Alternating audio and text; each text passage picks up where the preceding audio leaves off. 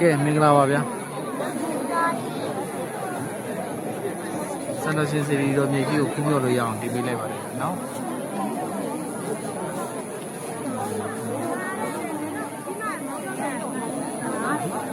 အားကြောင့်ရွှေတကန်းကတ်နေရပြီဗျ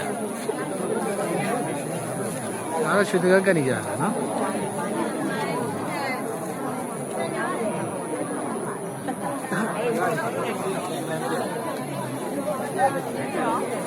ဒါအပေါ်ကလှမ်းရိုက်လို့ရှိရင်တော့ကိုရှင်းတယ်ဗျဒီနေရာဟနေတဲ့နေရာဆို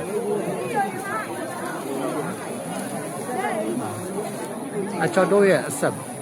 အောက်မှာမေးအမကြီးမှကြည့်ရလေဒီ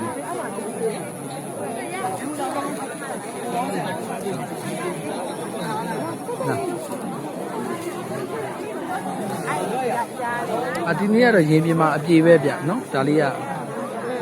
လိုက်လွှင့်လို့မရတော့အဆင်မပြေဘူးဗျဟိုက line တွေကမကောင်းဘူးဗျကျွန်တော်ဗီဒီယိုလေးပဲရိုက်ပြီးတော့တင်ပေးလိုက်တယ်ဗျနော်အားလုံးပဲ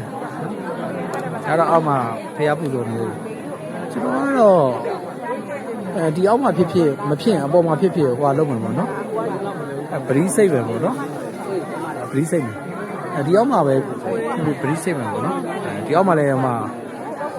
ဖျားရှိကူနေတဲ့လူတွေဟာပေါ့ဖျားစာရွတ်ဖက်ပူဇော်တဲ့လူတွေရှိရဆိုကျွန်တော်ဒီအောက်မှာပဲဟိုလောက်လိုက်မယ်ပရိစိတ်နဲ့စိတ်ဖြစ်မယ်ဒီမှာပရိမစိတ်ဖြစ်ဘူးဆိုရင်ဒီနေရာမှာကျွန်တော်တို့မျိုးသားတွေဝင်လို့ရတဲ့နေရာဆိုတာရှိတယ်ဒီနေရာပေါ့နော်အဲ့ဒါမျိုးသမီးဝင်လို့မရအောင်ရွှေသင်္ကန်းကတ်တဲ့နေရာအဲ့နေရာမှာကျွန်တော်ပရိစိတ်လို့ရတယ်အဲ့ဒါလည်းအေးစီစီစိတ်လို့ရတယ်အဲ့နေရာတစ်ချက်သွားကြည့်မယ်ပေါ့လူရှင်းတော့အမှစိတ်မှာပေါ့နော်โอเคအားလုံးပဲ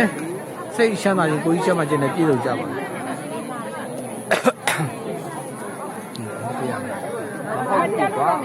အောက်ကိုဆင်းလို့ရတယ်ကျွန်တော်ပုံလေးပါပါဆိုโอเคโอเคဘိုင်ဘိုင်เนาะအားလုံးပဲ